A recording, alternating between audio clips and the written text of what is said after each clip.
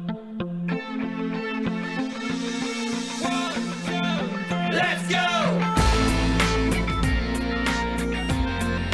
On your radio! And welcome back.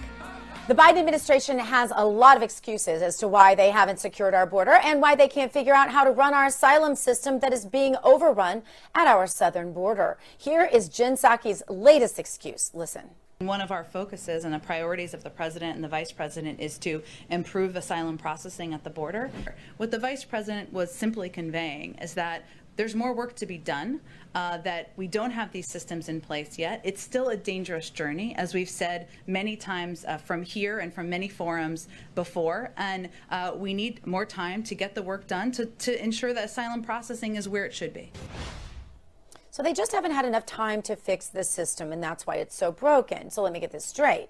They haven't had enough time to fix the crisis that they created. Here's an idea. How about you just go back to the policies of the Trump administration and the problem would be solved overnight? Of course, they don't want to do that. They have no plans to do that. They love that the southern border is being completely overrun. They're hoping you'll forget about it. They're hoping to distract you. It leaves so many asylum seekers who really need our help with absolutely no place to go. Ben Bergquam has been down at the Tijuana, Mexico border this week, talking to those who are trying to do things the right way, to be waiting in Mexico for the backlogged American courts to hear their cases. And Ben is here with us now. Ben, good to see you. Hey, Dr. Gina, that's exactly right. The families that I spoke to, I was down at the Agape shelter yesterday. You were with me there, and the stories are horrific. What they're going through are horrific, and you're 100% right. They created this problem. President Trump fixed it with the Remain in Mexico policy. There was a system in place, and they took that system and put it in a blender, left the lid off and turned it on. That's what we're dealing with right now. These are people, there are so many people. That's why we have an asylum process. The problem is these organizations, the same ones that are profiting from this, these leftist organizations that want open borders, they are profiting from the misery of these people. I had the opportunity yesterday to interview the family. I mentioned them, Dr. Gina, when they were behind me yesterday, and they were fleeing Venezuela. They were fleeing communism to come to America, and this is what they have to say. El motivo por lo que vinimos de Michoacán y de nuestra tierra donde vivíamos es por el asesinato de un hijo mío que era lo único que yo tenía allá y por la delincuencia organizada.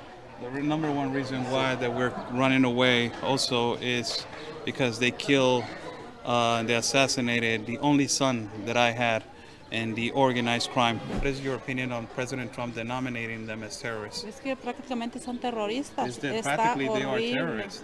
They are terrorists, and it is horrible. So it is a reality. They are terrorists. Y parece que el gobierno de México o Michoacán los está apoyando porque no les like hace the government nada. of Mexico and the government of Michoacán, specifically, it looks like they're supporting them because they're not doing anything about it. And Dr. Gina, so that was actually the second clip we were going to play. This was a family. We actually talked to multiple members of a family from Michoacán and Guerrero that had come up that were fleeing the cartels. This father and mother lost their only son. He was murdered by the cartels down there. He also lost a brother. They're fleeing, and now they're waiting at the border because the asylum cases are so backlogged, as you referenced. They're 3, 4, 5 years backlogged because they've been told, these same leftist organizations that are profiting from this invasion have told people all you have to do is request asylum. That gets you into America. Now our system's backlogged, so the people that actually deserve asylum aren't even being able to have their cases heard. Wow, Ben, that is absolutely devastating. And now do set up this next clip for us, please. Yeah, so if we can get that one queued up. So these are political refugees leaving Venezuela, trying to escape communism. Now, people think, a lot of people don't realize this is recent history. Venezuela was a successful country. It was an affluent country. It was the most wealthy country in South America until the late 1990s, 1998, when it turned towards communism. Now people are, and it's not hyperbole to say it, people are having to eat their pets to stay alive down there in some cases. This is, they have no gas.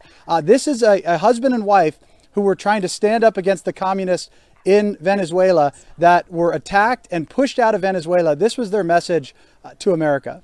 What did Sí, what did somos- communism do to Venezuela? ¿Qué es lo que le hizo comunismo a la hermosa Venezuela? Acabó con Venezuela directamente, la quebró, ya no hay, They finished Venezuela. No tenemos petróleo, no no tenemos hay- gas, we don't have no petroleum, podemos we disfrutar don't de have nuestras gas. áreas, de nada, todo se acabó. We don't enjoy Nuestros anything. hijos no tienen derecho a la recreación porque No hay es ley. toda su forma, no hay leyes. no hay libre expresión. We destroyed, it completely has destroyed our country. We don't have gas, we don't have gasoline, we don't have recreational areas for our children. It is completely has destroyed our country. Dígame usted, doctor. No hay libre expresión, la gente no puede manifestar en contra de ellos porque si no van detenidos, pero igual van detenidos y no te abren un expediente, no apareces asentado en ninguna página que estás We don't detenido. have freedom como of tal. speech. We don't have no rights. We don't have nowhere to we can exercise our political freedom of speech. What would they tell them? ¿Qué les mandan decir a ellos?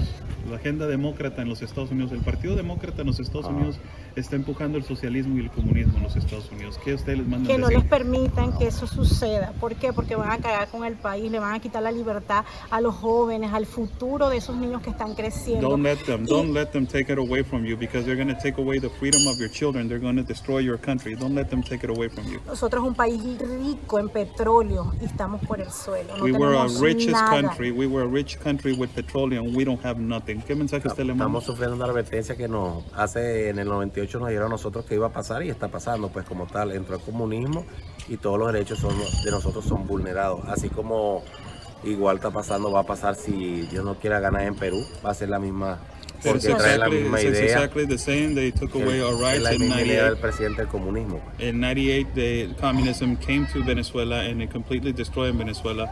It is exactly what is happening in Peru right now. That if communism enters Peru, it is exactly what is happening in Peru. Question? And you know hearing these stories now we're hearing Peru, as they mentioned, is going towards communism. That is what's causing this. You look at the impacts of these governments. We talk about nation building around the world. The left always attack conservatives. They say, oh, we did nation building, that's why we caused this. What's really causing this is the nation building or nation destroying that the left is doing in Central America and South America and in Mexico. And they are not willing to admit it, but that's what's causing this. And the saddest part is we have people in America, rather than actually helping to fix it, they're helping to cause it. Well, it looks like it. And then trying to get us to fall for the same socialism that's forcing everyone to want to come That's here. right. It's the most ridiculous brain twist ever. Ben Bergquam, keep up the great work there. Thank you so much for being with us tonight. Thanks, Dr. Gina.